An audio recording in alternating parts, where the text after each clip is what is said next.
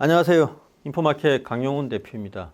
오늘은 역사적인 날인데요. SK하이닉스가 지난해 4사분기 실적 발표를 했는데 지난해 전체 통틀어서는 66조 2천억 원의 매출액에 무려 23조 4천억 원의 영업이익을 달성했다고 발표를 했습니다. 둘 다 사상 최대치이고요. 4사분기도 어마어마한 실적을 달성을 했죠. 4사분기만 영업이익이 8조 1천억 원입니다. 삼성전자를 능가했죠. 증권사 애널리스트들 앞에서는 컨퍼런스 콜을 했는데요. 좀 이상한 게 발표가 되었죠. 그 IR팀하고 재무팀에서 같이 했을 텐데 이 내용을 좀 아는 사람들은 많이 갸우뚱하는 내용이 나왔습니다. 뭐냐면 HBM4에 관한 건데요. 16단 이게 언제 출시되냐를 두고 전혀 엉뚱한 답변이 나왔어요. 내년 하반기에 돼서 대량 공급할 걸로 예상을 하고 있다라고 SK하이닉스에서 답변을 했습니다. 근데 이렇게 되면요, 오히려 마이크론 테크놀로지보다 뒤지게 되는 그런 로드맵이거든요. 제가 HBM4하고 HBM3 차이는 두 가지로 이야기를 할 수가 있겠습니다. 이건 첫째는 뭐냐면 IO 수가 2048개이고 이로써 대역폭이 대폭 증가합니다.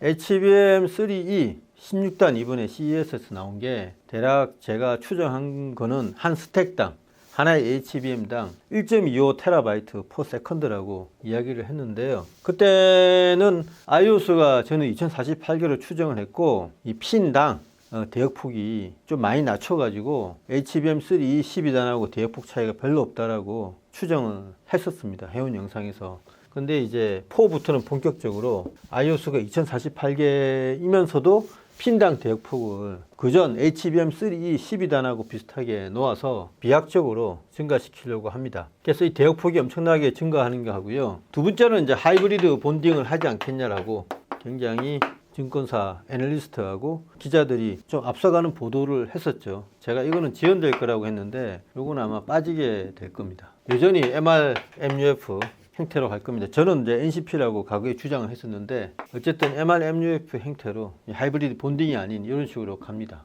차이점은 뭐냐면은 2048개 돼서 대역폭이 늘어난다 이렇게 이해를 하시면 되고요. 이게 늘어나게 되면 대역폭도 늘리지만 본딩해야 되는 접점이 굉장히 많아집니다. 더미 범프를 포함해서요. 본딩을 해야 되는 마이크로 범프의 수가 30만 개 가까이 되죠. 접점이 굉장히 늘어납니다. 그래서 뭐 이거는 사용하지 않는데 굳이 세 번째 특징을 이야기를 한다 그러면 본더가 훨씬 더 예민한 상황에 맞춰 가지고 좀 더 업그레이드 돼야 됩니다.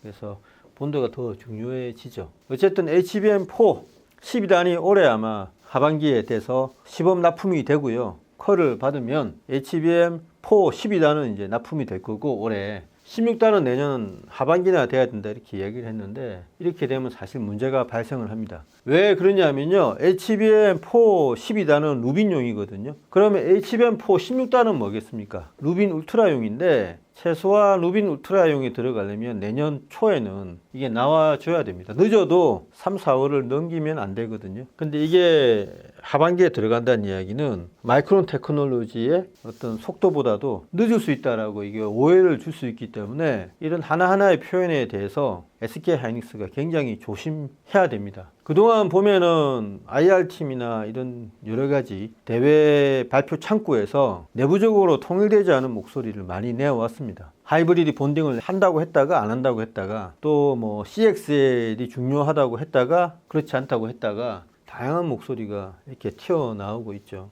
그리고 작년 6월부터는 언론사를 통해서 본더 납품업체를 다변화하겠다고 이야기를 계속 흘려왔지 않습니까? 그 과정에서 소동이 많았었죠. 불필요하게 잡음을 일으키는 그런 경향이 없지 않아 있습니다. 특히 IR팀 그리고 뭐 여러 팀에서 이렇게 이야기를 흘리고 있죠. 이런 걸 보면 예전에 이 SK하이닉스나 삼성전자 내부에서 감사팀들이 주가에 영향을 줄 수 있는 그런 내밀한 정보를 유통시키는 것을 극도로 억제시키고 불필요한 오해를 불러일으키지 말아라고 내부 통제를 했었던 2010년대 모습하고는 완전히 다릅니다. 어느 순간부터요. 대기업에서 특히 생산부서, IR 부서 할 것 없이 전부 이런 식으로 정보를 외부로 유통을 시키고 있죠. HBM4 16단이 하반기에 될 거라고 이렇게 컨커러스 이야기하는 거는 굉장한 실수다 이렇게 보입니다. 그래서 이런 실수가 기강이 흐트러진 가운데 나온 게 아닌가 실망을 좀 하고 있습니다.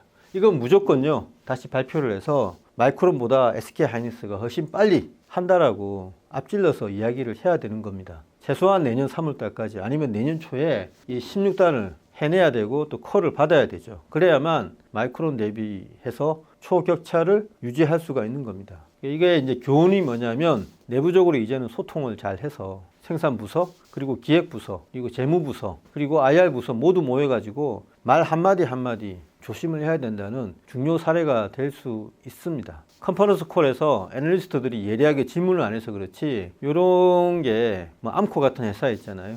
진짜 전문가들, 현업 부서에 있는 이런 사람들이 이런 거를 접하면 굉장히 뜨악해 할 겁니다. 무슨 말이냐면 SK하이닉스는 내부적으로 통일이 안 된 목소리가 너무 많다라는 그런 현장의 목소리가 들려올 수도 있습니다. 아무튼 이런 그 계기로 해서 HBM4도 약간 말씀을 드렸고 앞으로 SK하이닉스가 어떻게 나아가게 될지에 대해서도 생각을 해보는 계기가 되었으면 좋겠습니다. 네, 감사합니다.